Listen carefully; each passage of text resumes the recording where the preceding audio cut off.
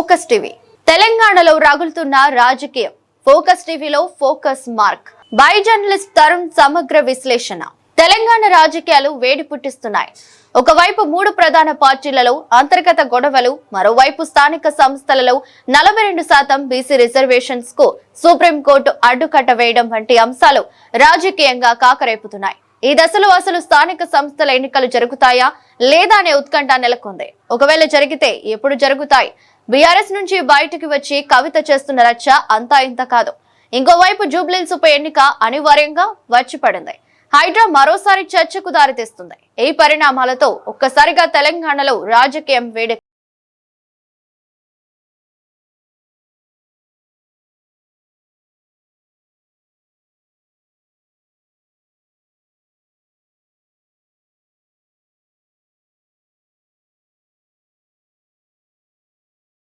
పరిణామం తెలంగాణ రాజకీయాలను వేడెక్కిస్తున్నాయి. కాంగ్రెస్ పార్టీ ఎంతో ప్రతిష్టాత్మకంగా తీసుకున్న 42% బీసీ రిజర్వేషన్స్ అంశం త్రిశంకు స్వర్గంలో పడింది. సుప్రీంకోర్టు తీర్పుతో బీసీలు ఒక్కసారిగా అవాక్కయ్యారు. పైగా స్థానిక సంస్థల్లో బీసీలకు 42% రిజర్వేషన్స్ కు అన్ని పార్టీలు మద్దతు పలుకుతున్నాయి. కానీ ఎలా అమలు జరపాలనే దానిపై ఒకరిపై ఒకరు విమర్శలు చేసుకోవడమే విచిత్రంగా ఉంది. ఈ క్రమంలో బీసీ సంఘాలు చేపట్టిన బంద్ లో అన్ని పార్టీలు పాల్గొనడం మరో విచిత్రం. ఈ నేపథ్యంలో అసలు స్థానిక సంస్థల ఎన్నికలు జరుగుతాయా లేదా అనే సంసిద్ధత ఏర్పడింది. జరిగితే ఎప్పుడు జరుగుతాయనే ప్రశ్నలు వస్తున్నాయి. రాహుల్ గాంధీ కామారెడ్డి డిక్లరేషన్ ను అమలు చేయడానికే తాము బీసీలకు 42% రిజర్వేషన్స్ కల్పించామని కాంగ్రెస్ చెబుతుంటే మీరు సరిగా చట్టం చేయలేదని ప్రతిపక్షాలు అంటున్నాయి. దీంతో రిజర్వేషన్స్ బాల్ కేంద్రం కోర్టులో పడి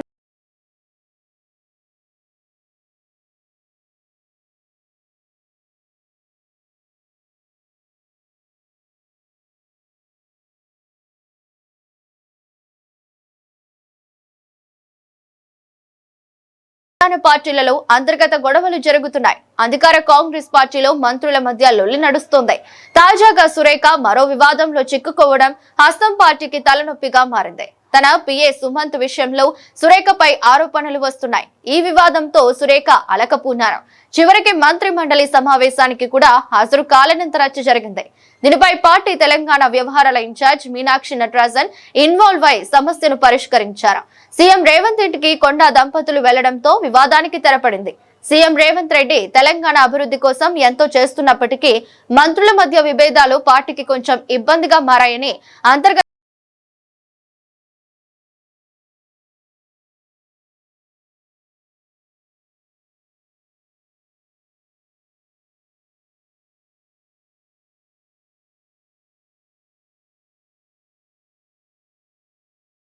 ప్రధాన ప్రతిపక్షం బీఆర్ఎస్ పరిస్థితి కూడా అంతంత మాత్రంగానే ఉంది. ముఖ్య నేతలను కేసులు వెంటాడుతున్నాయి. ఎవరు ఎప్పుడు అరెస్ట్ అవుతారో అనే ఉత్కంఠ ఆ పార్టీలోనే కాదు సామాన్య జనంలో కూడా నెలకొంది. కాళేశ్వరం విషయంలో కేసీఆర్ హరీష్ రావుపై ఆరోపణలున్న సంగతి తెలిసిందే. ఫార్ములా 1 ఈ కార్ రేసులో కేటీఆర్ ప్రమేయంపై ఆధారాలు ఉన్నాయని ప్రభుత్వం చెబుతుంది. విచారణకు గవర్నర్ అనుమతి ఒకటే తరువాయి. ఇంకోవైపు కవిత రాజేసిన చిచ్చు ఇంకా చల్లారలేదు. పార్టీ ముఖ్య నేతలపైనే కవిత బాణం ఎక్కుపెట్టింది. దీంతో పార్టీ పరువు బజారున పడింది. తాజాగా కవిత మరో బాంబు పేల్చారు. బీఆర్ఎస్ హయాంలో తన భర్త ఫోన్ కూడా ట్యాపింగ్ జరిగినట్లు సంచలన వ్యాఖ్యలు చేశారు. దీంతో బీఆర్ఎస్ అంతర్గత వ్యవహారాలు మరోసారి రోడ్డున పడినట్లయింది.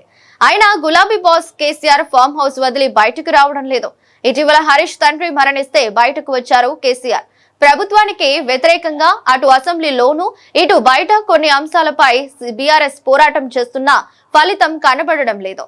లోక్సభ ఎన్నికల్లో ఘోర పరాజయం చూడడంతో క్యాడర్ లో కూడా జోష్ తగ్గిపోయింది. ఏదో నామమాత్రంగా కార్యక్రమాలు నడుస్తున్నాయి. ఇక కాషాయ పార్టీ గురించి ఎంత చెప్పుకున్నా తక్కువే అవుతుంది. రాష్ట్ర పార్టీ అధ్యక్షుడు నియామకంలో రేగిన మంటలు ఇంకా రగులుతూనే ఉన్నాయి. ఇద్దరు కేంద్ర మంత్రులు కిషన్ రెడ్డి, బండి సంజయ్ మధ్య మొదటి నుంచి అభిప్రాయ భేదాలు ఉన్న సంగతే బహిర్గతమే. కొత్తగా ఈటెల రాజేందర్, బండి సంజయ్ కు కూడా పడడం లేదనే ఇటీవల జరిగిన సంఘటనలు తెలియజేస్తున్నాయి. కరీంనగర్ వేదికగా ఇద్దరు నేతలు ఇండైరెక్ట్ గా ఒకరిపై ఒకరు విమర్శలు చేసుకున్న సంగతి తెలిసిందే. తనకి రాష్ట్ర అధ్యక్ష పదవి దక్కకుండా పార్టీలోని కొంత మంది అడ్డుపడ్డారని ఈటెల రాజేందర్ సందర్భం వచ్చినప్పుడల్లా మాట్లాడుతూనే ఉన్నారు. ఇప్పటికే party fire brand Raja Singh ను పార్టీ నుంచి బహిష్కరించారు. జిల్లా అధ్యక్షుల నియామకాలలో కూడా కొందరిలో అసంతృప్తి నెలకొన్న మాట వాస్తవమే. చేవెళ్ల ఎంపీ కొండా విశ్వేశ్వరరెడ్డి ఫుట్బాల్ తో తన నిరసనను తెలియజేయడం దీనికి నిదర్శనంగా చెప్పొచ్చు. దీని ఫలితంగానే రంగారెడ్డి జిల్లా అధ్యక్షుడు రాజీనామా చేశారని ప్రచారం జరుగుతోంది. ఏదేమైనా ఎంపీ విశ్వేశ్వరరెడ్డి తన పంతాన్ని నెగ్గించుకున్నారని చెప్పొచ్చు. ఈ రకంగా కమలనాథులు సమన్వయ లోపంతో కొట్టుమిట్టాడుతున్నారు. పార్టీలో వర్గపోరు చాప కింద నీరు మాదిరి ఉంది. జూబ్లీహిల్స్ లో ప్రచారం కూడా పెద్దగా ప్రభావం చూపడం లేదు.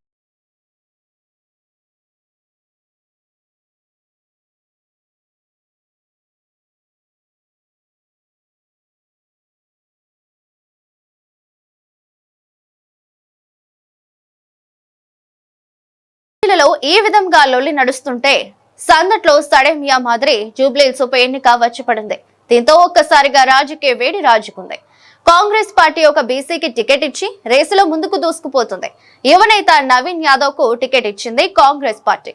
మరోవైపు బీఆర్ఎస్ దివంగత నేత సతీమణికి టికెట్ ఇచ్చి సానుభూతి కోసం ఎదురు చూస్తోంది. గత 3 ఎన్నికల్లో గెలిచిన మాగంటి గోపీనాథ్ సతీమణి సునీతకు బీఆర్ఎస్ టికెట్ ఇచ్చింది. ఇక బీజేపీ గత ఎన్నికల్లో పోటీ చేసి ఓడిపోయిన దీపక్ రెడ్డికి మళ్లీ టికెట్ కట్టబెట్టింది.